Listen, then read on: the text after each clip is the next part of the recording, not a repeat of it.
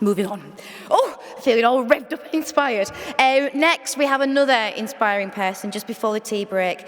This woman is phenomenal and is the reason that the last 2 days, as well as Fatima, the reason that this is happening. Gina Gardiner, you are a powerhouse. She's the vice chair of Fatima's UK campaign, and she has worked so hard, gosh, don't I know it, with Fatima to make the last 2 days happen and beyond. Gina won the International Book of Honour Award in 2023 and is noted for outstanding contributions to fostering a positive living leadership legacy, inspiring individuals to lead with excellence, integrity and positivity, and doesn't she just, to shape a better future for all. Please give a massive, massive round of applause to Gina Gardiner.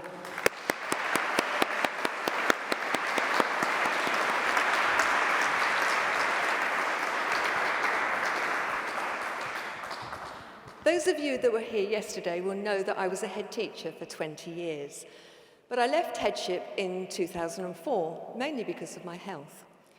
Now, I ran my school for the most part from a wheelchair, and one of the things I needed to do is to help all of my staff take radical responsibility, not only for their own performance, but the performance of everyone in the school, and it was why the school was so successful. Since 2004, I've had my own business, personal empowerment and leadership. Before you can lead anyone else, you need to lead yourself. And I have a message for all of you. The first is around taking radical responsibility for you. Your thoughts, your beliefs, your actions, and your words. Everything you do is a choice. And even not taking a choice, letting things drift, letting things continue, is a choice. And it's often then that the consequences are most far-reaching. Taking responsibility for you means you're never going to be a victim. You can only be a victim when you allow other people to make your choices for you. And it's not the challenge that defines you. I've learned to walk twice as an adult. Let me tell you, it's a lot more difficult as an adult because it's a long way down and you've got no nappy giving you a bit of padding. But if you choose that you are going to take radical responsibility for you, then you're never going to be a victim. You are the author of your own life story. If you're going to be the author of your own life story, why don't you give yourself a great part? You're only a victim if you choose to be. Now, does that mean that life isn't difficult? And we've heard so many testimonies that many people in this room and the thousands of people that we know that have been through the care system have had a really challenging time. We heard yesterday afternoon on the panel that I was privileged to lead just how many people have made an amazing success of their life, even though they have had the most incredible challenges. But the second thing I want to talk to you about today is legacy. When you talk about legacy, most people talk about as parents leaving their kids their house or setting up a charity and allowing that to go on after they die. But I want to talk to you about living legacy, because every moment of every day you are leaving a living legacy in the language you use, in the actions you take. Language is so powerful. I talk about language and the power of language all the time, but I had a really good lesson, pulled me up short, because I was talking about early intervention. And I was putting the program together and talking about early intervention, and I had a conversation with someone. My interpretation in the context of this for early intervention was all about before children go into care. But then somebody else had a very different idea, and so it brought me up short, and it reminded me that the language that we use leaves a legacy. Think of the word thank you. There are so many people here to thank. But even that little word, we can leave a legacy that is positive or negative.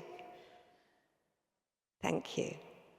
I blame everything here on Harold, all right? It was because of Harold that Fatima and I met.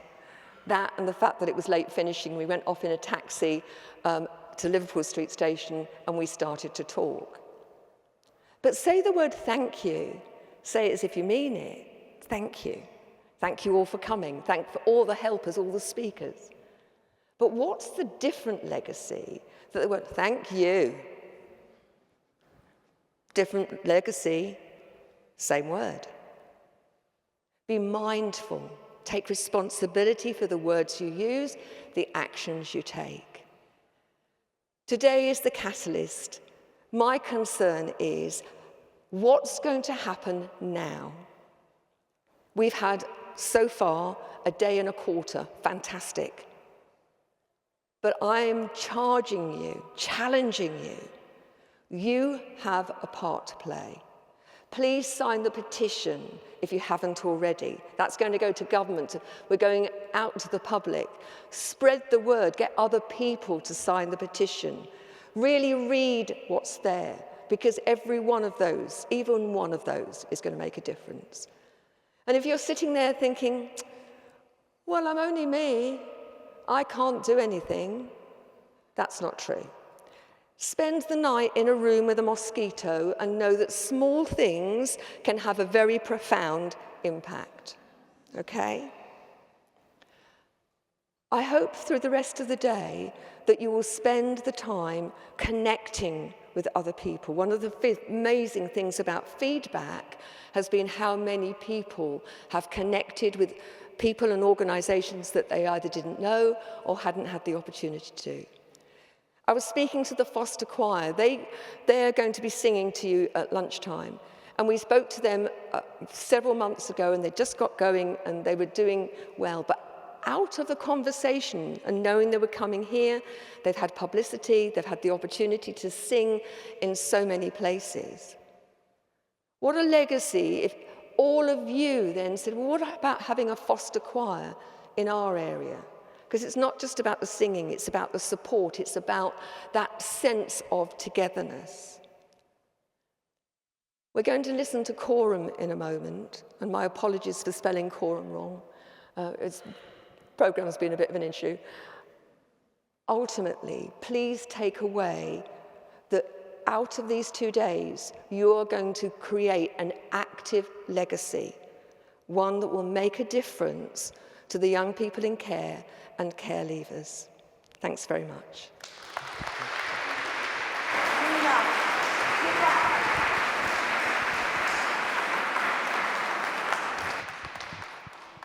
So that was my cue to say, thank you. Look, so, Gina, this is not in the programme, but I personally would not be able to have completed this summit and Fatma's UK campaign without Gina, and she's been right beside me right the way through this. We're two sides of a coin, and I'd just like to say a really big thank you to her, Gina. You've been an amazing, your work has been relentless. It's equally matched my work ethos, but also the tireless, efforts that have had to go on. And we burnt the midnight oil, okay, and we said we promised ourselves once this has been and gone, we're going to sit in a quiet, darkened room and have an intravenous gin and tonic drip. For a week. For a week, yeah. But no, Gina's been a great, I've gained a great friend as well, so I want to just say a very big thank you to Gina for all what she's done. So can we give her a round of applause?